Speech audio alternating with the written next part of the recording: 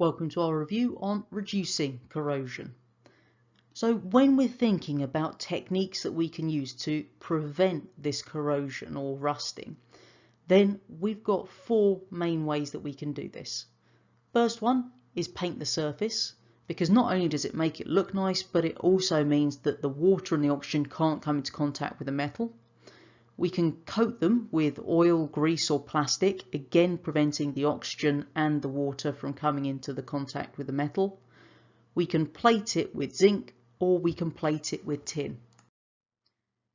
This principle is therefore really important when we're considering how to protect the iron from rusting, because we can just use a metal that's more reactive than iron to prevent the iron from actually being oxidized.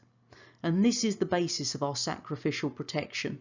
We take a more reactive metal like magnesium and we attach blocks of it onto our iron.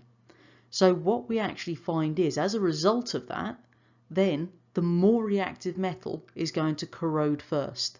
So you can see the picture at the bottom there. We've got these blocks of the more reactive metal attached onto the hull of the ship because they will actually be sacrificed to be corroded before the iron or the steel will rust. The second technique we're going to look at in a bit more detail is the idea of metal plating.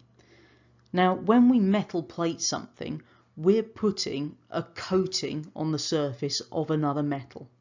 So the whole idea behind this is that it's going to prevent the oxygen and the water from reaching the iron underneath.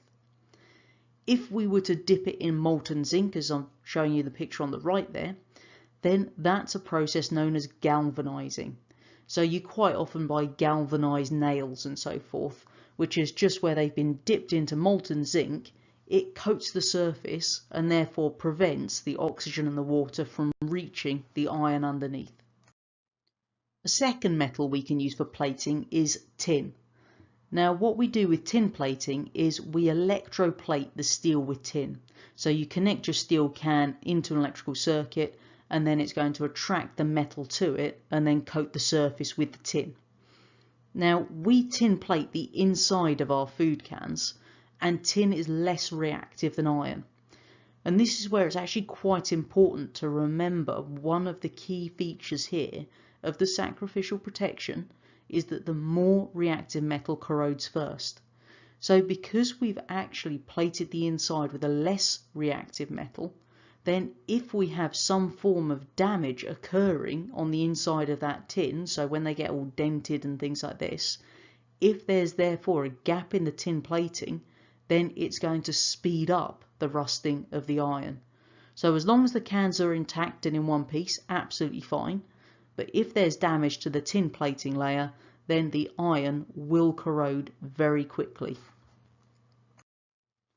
Hopefully at the end of this video you can explain how we can reduce corrosion by producing those physical barriers to the oxygen and the water.